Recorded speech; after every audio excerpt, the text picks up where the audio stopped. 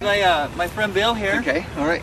And I really appreciate you taking Hey, that's no problem. Like, I mean, the worst day hiking is better than the best day working. yeah. That's okay, great. all right. Great. Are you guys ready? Yeah, let's okay, get it. all right. Okay. What we'll do is we'll take this trail. This is the way we go, and then we just make the big loop, and we'll come back down this little trail over here. Okay. So, all right. Cool. You don't mind if we videotape?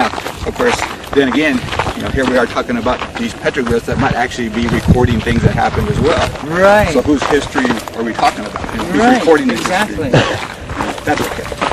In your opinion, are these myths that the Indians are talking about on these rocks up here?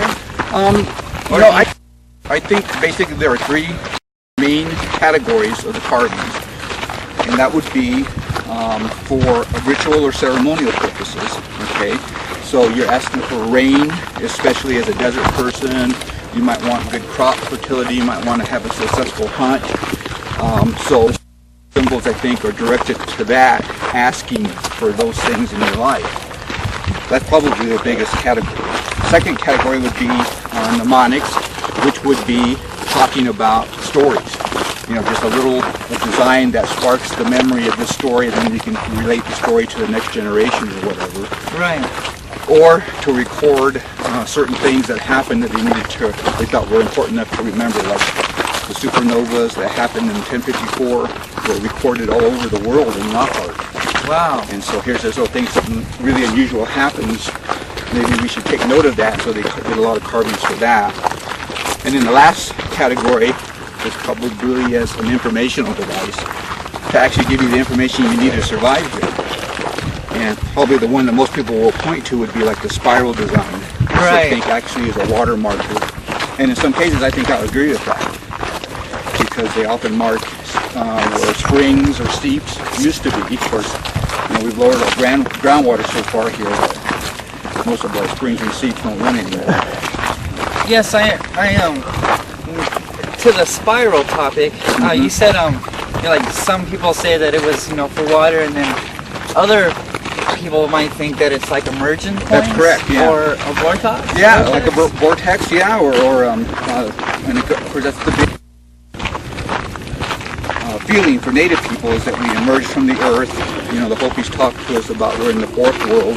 Right. Because, you know, basically what happened was we screwed up 3 times. So I said, well, let's just start over again. So here we are in the fourth world. So that spiral then is one of those emergence points into this world. And so kind of think of it like a tunnel, looking down into a tunnel, or like or maybe up into a tunnel to the next world, for that matter. To the next world, yeah. Right. I didn't know that. Yeah, so a lot of different ideas of why they pick different places to do it. And how come he's got a tail? Well, okay, that's our lizard man, all right? And we don't know if he's a lizard or a man, okay. But in deference to the younger audience, we'll say he's a lizard man. Right. Okay, the tail on it. And so he's part of the tradition here. They say that he, when the people first got here, you know, they didn't know how to live in the desert. How do you live in this hot, dry desert? So the lizard people came up out of the sand world, and they taught the people how to live here. When they came up out of the sand world, their tails fell off, right? So they looked like everybody else.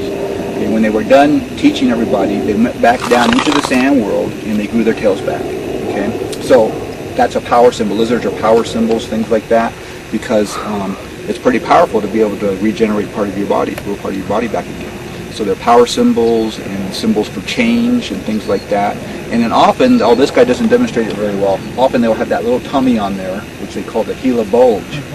And so when you see that little round tummy on him, a lot of the scientists think it's a depiction of the chuckwalla lizard that lives here. Yeah, I've seen those big lizards. Yeah, he's got a big fat tummy. Too. Yeah, and he's an iguana. Yeah. And you know, when he gets scared, he would run into the rock crevice, and he blows up like a balloon. Oh, so he's got this little tummy then, all right, and that just lodges him in there. You can't pull him out or anything. Yeah. So that's just defense. So the scientists think, well, then that's a picture of the chuckwalla lizard. But our native people are talking about the lizard people that are the teachers. An emergence point. And the little round tummy is not his tummy, but the hole, actually, that he's coming up into this world through. So when you see that little round tummy on there, he's halfway in our world, halfway in his world, basically, because he still has his tail. From like another dimension. Exactly. Yeah. That's cool. Yeah. I like that story. In 1300 years ago. 1300? Yeah. Again, circles with dots in the center. That's often related to the astronomy stuff they were doing, star patterns and things. Okay. The hole? Yeah. And this one, you were talking about a bear mask. Yeah, the bear mask. And you know, some people even say that the rings on those concentric circles are this first world, second world, third world. Now we're up here in the fourth world. So. And they have tails also. Uh-huh. And then there's the one that I like. Okay. With the two crosses. Uh-huh. And there's a line with that cross there on the right, and it seems to be coming out of that hole, right? Yeah, and of course that's part of the interpretations now, that they're thinking even the crevices and cracks that are on the rock surface probably may have played a part in what they were trying to tell, what story they were telling or information they were trying to give. And so some people again will say that that crack is like the entrance to the world, the entrance to the earth or the next world. Hey Bill, there's a...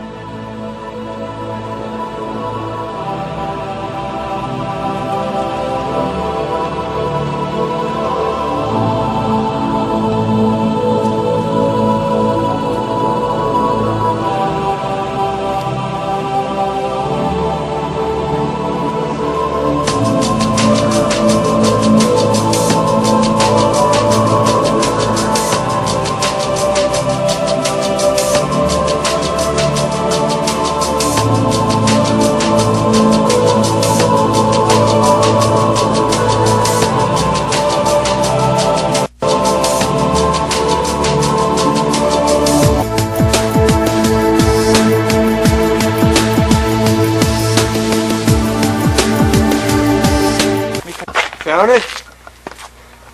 That's it, man. We have his head here.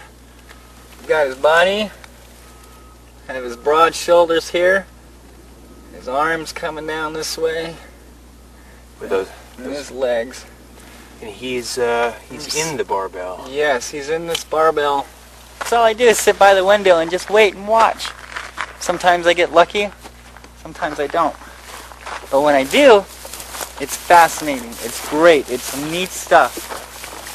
It's supernatural stuff.